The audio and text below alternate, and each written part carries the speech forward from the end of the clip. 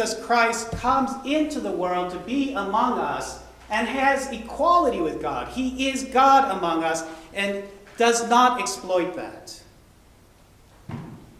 And what Paul is inviting us to imagine is, what could Jesus have done, who at the beginning spoke your name, and you came to be, and yet when he's among us, he has every right and every possibility to speak new creations, but chooses not to.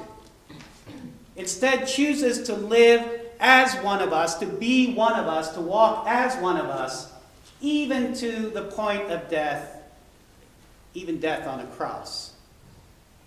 So, says Paul, what's the great lesson and teaching of Jesus Christ is that Jesus empties himself.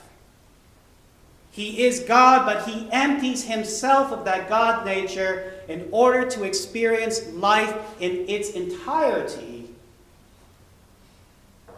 which is consistent, I think, with the teaching of Jesus, wouldn't you say?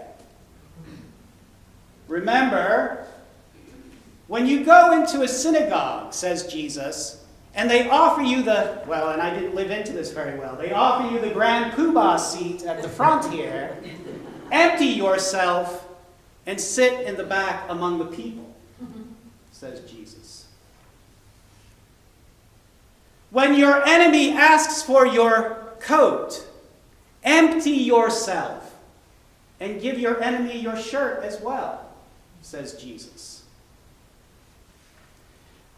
How many times am I to forgive my neighbor? Just 7 times?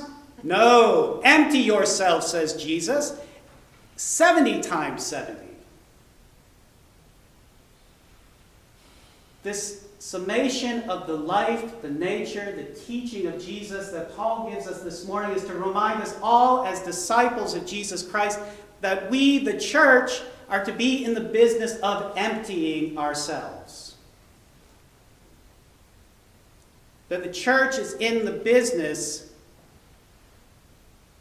of emptying ourselves.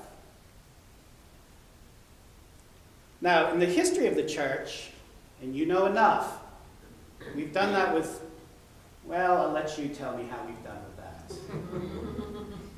But in the history of the church, on occasions, there have been those among us who say the church has not been living into that.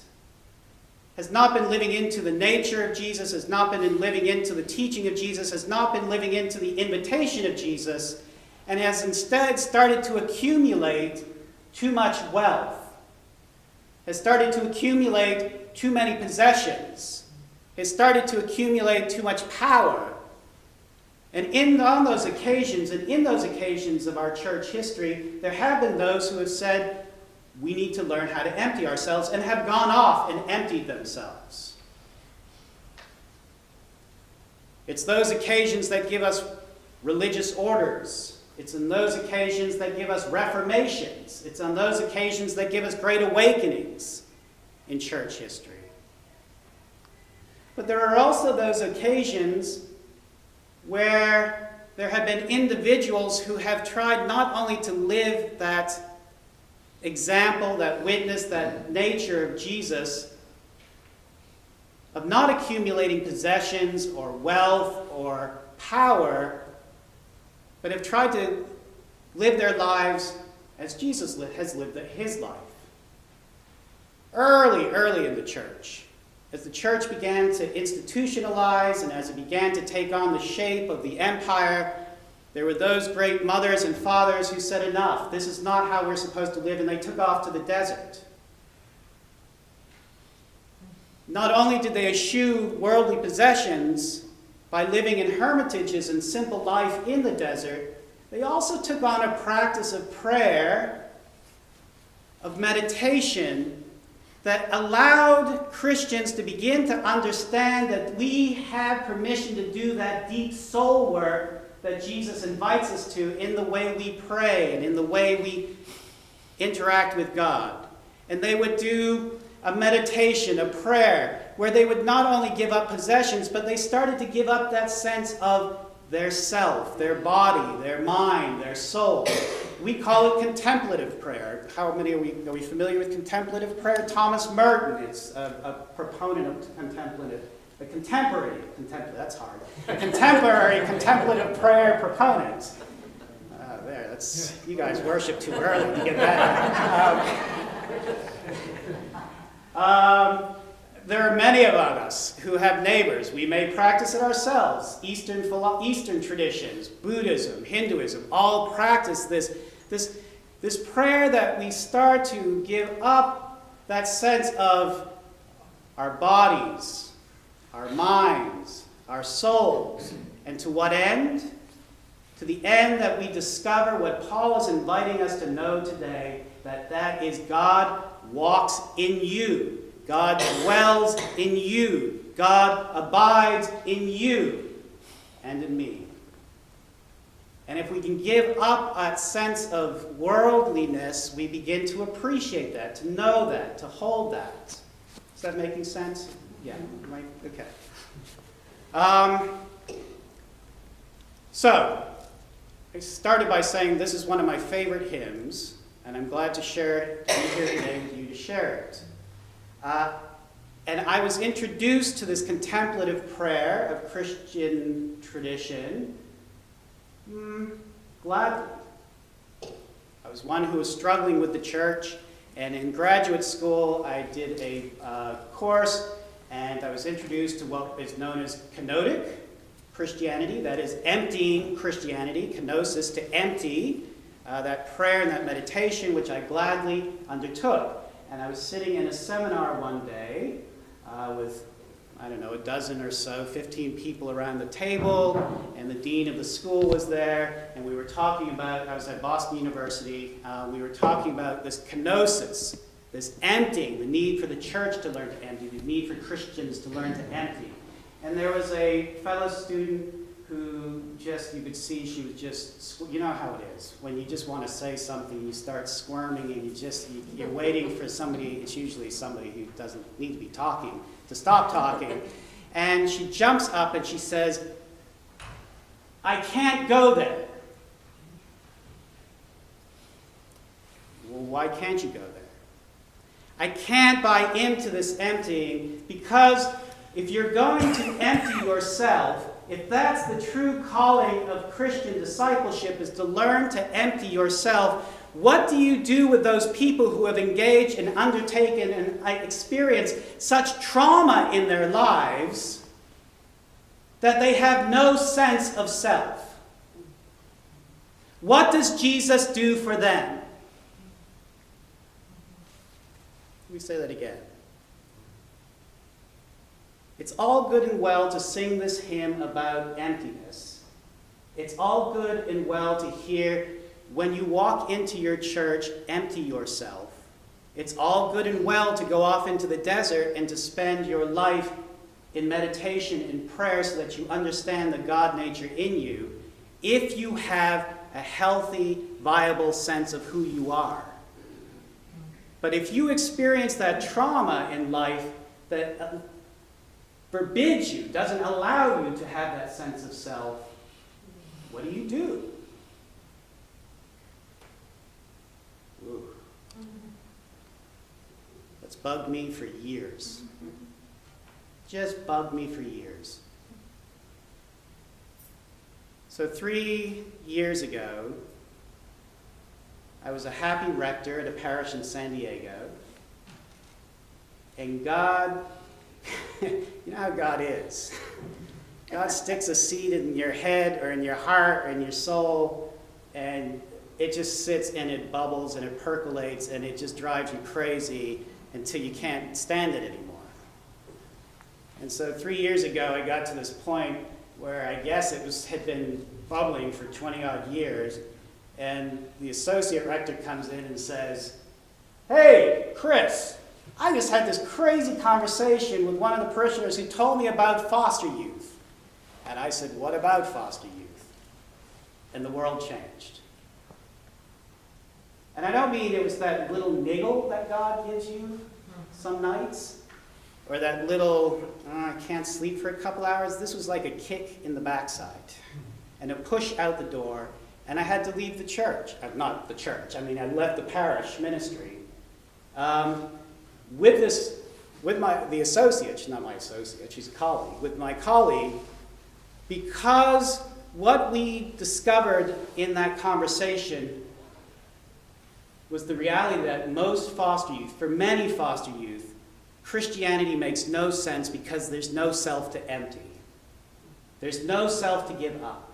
The trauma of being removed from your family, the trauma of bouncing from home to home, the trauma of not living in any community in your childhood does not give you that sense of a personhood, of a belonging, of a self.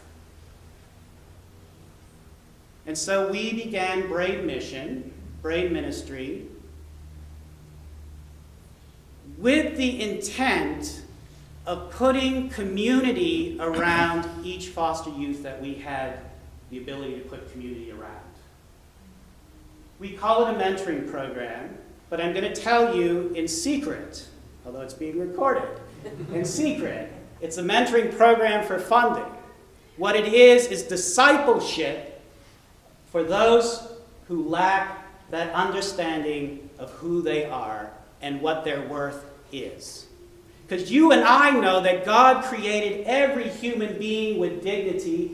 God created every human being with worth. God created every human being with value. And these kids don't know that. And so we invite 3, and it's intentional, I'm going to share this again, 3 mentors to be with each foster youth to put community around those foster youth. And it's my understanding, help me out here, but it's my understanding that Jesus said, it's not when thousands of people are gathered together in my name, I'm in the midst of them, although I may well be. But all I need is 2 or 3 people, and I can be there. Actually, most of our mentors are atheists who have felt a call to build community around children who have no sense of community. Now, you and I also know this truth, that our sense of who we are, I'm going to speak for you all, and I don't know all your stories, so forgive me if I'm not speaking correctly, but our sense of who we are came out of where? Family, parents, church, friends, community. So our hope is that if we can put community around these children, and that community in some iteration or another can walk with them into their adulthood, that we may begin to be agents of God's healing, of God's restoration, of God's claiming that you are worthy. Now here's what's exciting to me this morning. I drive up from Vallejo where I live, and my good friend Joe Duggan hands me a book that you all have put together. For foster youth, of all people. If you're not familiar with this, where would they check? Okay. Put together by you all to teach adult foster youth those life skills that they lack, they miss, so often miss. So I'm in the right place for my first invitation in the Sacramento area. We have 2 youth actually, who are being placed in the Sacramento area. You may not know this, but California is in a housing crisis. And they're the sort of a part of the housing crisis is there's nowhere to place foster youth. The state has also asked us to close group homes, so it's becoming even worse. So in those really high expense areas where nobody has a second bedroom to place a child, those foster youth are being placed further and further inland. And actually, as I've discovered in the last few months, the state of California is now paying for its foster youth to go to Utah, Texas, Florida, because there are not enough placements for them in California. Now, remember, every foster child is our responsibility. If you're a taxpayer, They are wards of the state, and we are the state. That's before we start talking about discipleship. I'm here to invite you as a community, with the blessing of your rector and my good friend, invite you to consider putting together a team of 3 mentors, 2 teams of 3 mentors, 3 teams of 3 mentors, so that we can begin to build community around youth who need to know that they are loved by God. And don't worry about your ages. Don't worry if you're too young, you're too old. We actually do multi-generational teams, and as it was expressed to us by a former foster youth, Brave Mission puts together a family for you. You may have a grandma mentor, and an uncle mentor, and a brother mentor in your team. Puts together family community for you. We have 2 youth. I'm going to make a direct pitch, and I'm not good at this, right? But I've been watching a lot of late night ads. And I'll stop.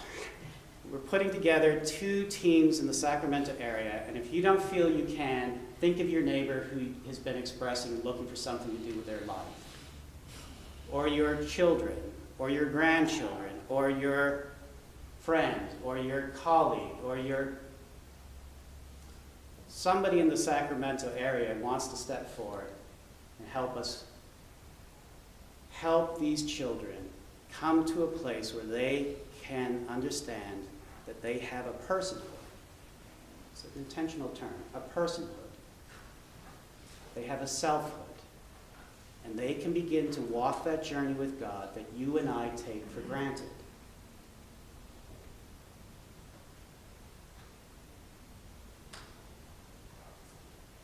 How do I want to end this? Thank you for letting me be here. Thank you for letting me journey with you. Thank you for being my brothers and sisters in Christ.